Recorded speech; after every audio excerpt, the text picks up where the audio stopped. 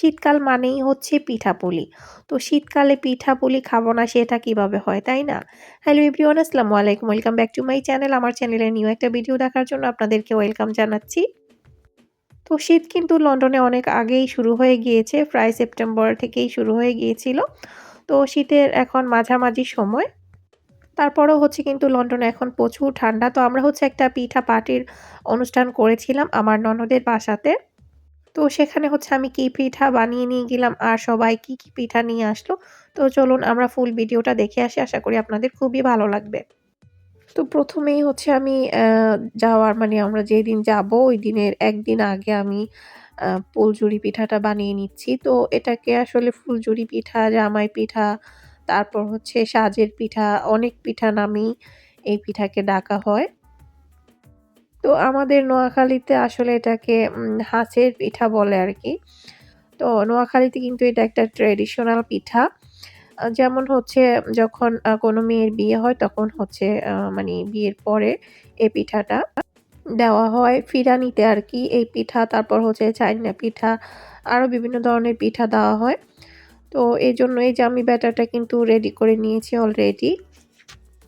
আর এই পিঠার রেসিপি কিন্তু আমার চ্যানেলে অলরেডি আপলোড করা আছে। আপনারা চাইলে দেখে নিতে পারবেন। আমি হচ্ছে ডেসক্রিপশন বক্সে লিংকটা দিয়ে দিব। তো ১ম এই হচ্ছে আমি একটা সাজ দিয়ে পিঠাটা বানিয়ে নিচ্ছি। এরপর আরেকটা সাজ দিয়েও বানাবো। আমার হচ্ছে ২ টা সাজ আছে। তো এই পিঠা বানানো ইজিও আছে আবার কঠিনও আছে। কারণ অনেক সময় দেখা যায় যে সাজ থেকে পিঠা উঠতে চায় না। তো এই যে এই সাজ দিয়ে আমি হচ্ছে এই পিঠাগুলা বানাইছি। আমার মেয়েরা অলরেডি কয়টা খাইয়াও ফেলছে। তো আমি আবারও বানাবো। তো এরপর হচ্ছে আমি অন্য সাজ দিয়ে আবারও পিঠা বানিয়ে নিচ্ছি। যেহেতু ওইখান থেকে আমার মেয়েরা খেয়ে ফেলেছিল। ওদের খুবই মজা লেগেছে। এজন্য আমি আবারও আটা করলাম। আবার আটা করে হচ্ছে এখন অন্য সাজ দিয়ে বানাচ্ছি।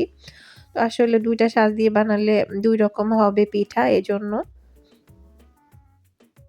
তো সাজটা কিন্তু একদম গরম থাকতে হয়। মানে একটা পিঠা এই যে খুলে নেওয়ার পর হচ্ছে সাজটাকে ওই পাশেই আবার রেখে দিতে হয়। মানে একদম গরম অবস্থা থেকে কিন্তু এই পিঠাটা বানাইতে হয়। আর এই পিঠাটা খেতে কিন্তু খুবই মজা। তো আমি কিন্তু অনেকগুলা অলরেডি বানিয়ে নিয়েছি। যেহেতু ওইখানে ২০ টার মতো নিবো এজন্য। তো এই যে দেখতেই পাচ্ছেন। তো এই যে আমি একটা প্লেটের মধ্যে সবগুলা নিয়ে নিয়েছি। দেখতে খুবই সুন্দর লাগতেছে। তো আপনারা চাইলে এই পিঠার রেসিপি আমার চ্যানেলে দেখে নিতে পারবেন। আপনারাও ইজি ভাবে বানিয়ে ফেলতে পারবেন। এরপর হচ্ছে আমি আরেকটা পিঠা নিবো। সেটা হচ্ছে পাটিসাপটা পিঠা। তো আমি হচ্ছে ২ টা পিঠা নিবো আরকি। ফুলঝুরি পিঠা আর হচ্ছে পাটিসাপটা পিঠা। তো ফুলঝুরি তো অলরেডি আমি ১ দিন আগেই বানিয়ে ফেলেছি।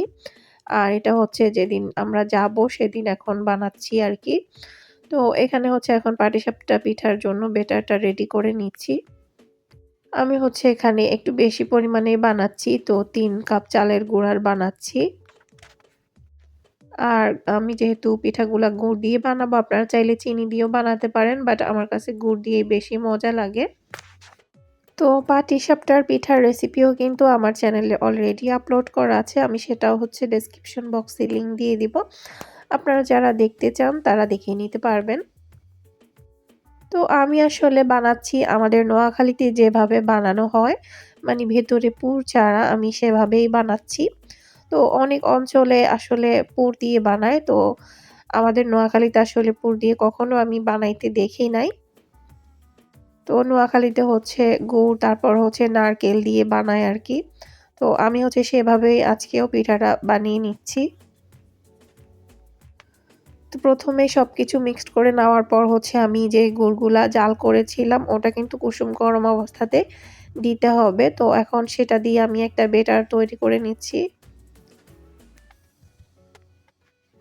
তো বেটারটা কিন্তু আমার রেডি করে নেওয়া হয়ে গিয়েছে। আমি কিন্তু এখানে পরিমাণ মতো নারকেলও দিয়ে দিয়েছি, ফ্রেশ নারকেল। তো এরপর হচ্ছে এখন আমি পিঠাগুলা বানিয়ে নিচ্ছি। আসলে আমার তাওয়াটা খুবই বড় ছিল। আর পিঠাগুলো আমি এত বেশি বড় করে বানাইতে চাইতেছি না। তো এজন্য একটু ছোট করে বানাচ্ছি। তো প্রতিবার পিঠা বানানোর আগে হচ্ছে পাইপেনটাকে একটু তেল কিংবা ঘি ব্রাশ করে নিতে পারেন।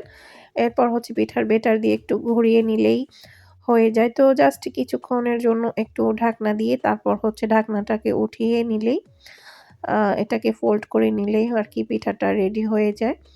তো যে এপাশ দিয়ে দেখলাম যে নারকেলটা এখনো একটু সেদ্ধ হয় নাই। তো এরপর হচ্ছে জাস্ট এভাবে ফোল্ড করে নিলেই হচ্ছে পাটিসাপটা পিঠা রেডি হয়ে যায়।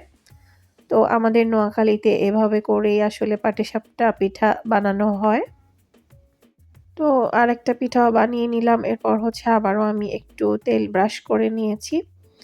তো দেখতেই পাচ্ছেন পাইপেনটা বেশি বড়। আরেকটু ছোট যদি পাইপেন হতো তাহলে হচ্ছে মানে পিঠাগুলো একদম সাইজ মতো হইতো আরকি।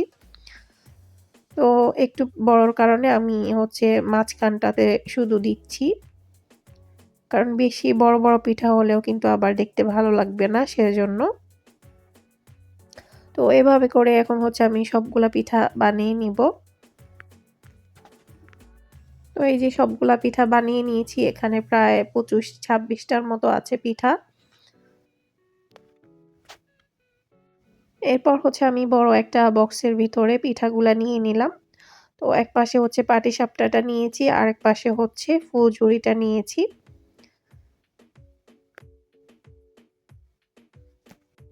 ফুলঝুরি পিঠা হচ্ছে আমি ২০ টা নিয়েছি আর পাটিসাপটা হচ্ছে ২২ টা নিয়েছি। এরপর আমি এভাবে র‍্যাপিং করে নিয়েছি এটাকে, এভাবে করেই হচ্ছে নিয়ে যাব। তো এরপর হচ্ছে আমরা রেডি হয়ে নিচে নেমে চলে এসেছি। আর এই যে মিনহা, মানহা, মাহাদ তো সবাই রেডি। এখন হচ্ছে আমরা বের হয়ে যাব। আর এই যে পিঠা।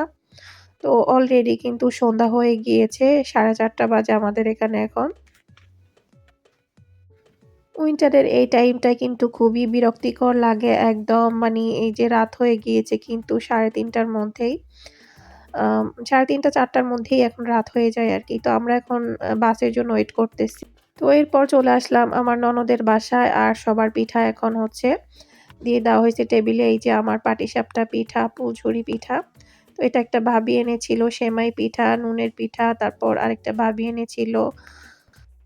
ভাবি এনেছিল পুলি পিঠা, তারপর ভাপা পিঠা, আরেকটা তারপর আমার ননদ বানিয়েছিল তালের পিঠা। আসলে কিন্তু অনেক পিঠা হয়ে গেছিল। তো এত পিঠা আসলে খাওয়াও হয় নাই। প্রায় অর্ধেকের মতোই থেকে গিয়েছিল। তো যাই হোক তারপরেও আসলে এটা কিন্তু ভালোই মানে সবাই মিলে পিঠা বানালে কষ্টও কম হয় আর হচ্ছে মানি সবাই মিলে খাওয়াও হয়ে যায় আরকি। তো যাই হোক আমরা হচ্ছে টেবিলে সবগুলা সাজিয়ে নিয়েছিলাম। তো আমি হচ্ছে একটা প্লেটের মধ্যে নিয়েছিলাম সাজিয়ে দেখতে কিন্তু বেশ সুন্দর লাগতেছিল আর সবাই এখন খাইতেছিল। তো আমাদের হচ্ছে পিঠা খাওয়া শেষ অলরেডি। তো এরপর হচ্ছে এখন বড়ই দিয়ে তারপর আম দিয়ে ভর্তা বানানো হবে। তো একটা ভাবি হচ্ছে এখন বড়ইগুলাকে এভাবে ভেঙে নিচ্ছে। তো ২ টা ভাবি মিলে এগুলা বানিয়ে নিয়ে আসলো।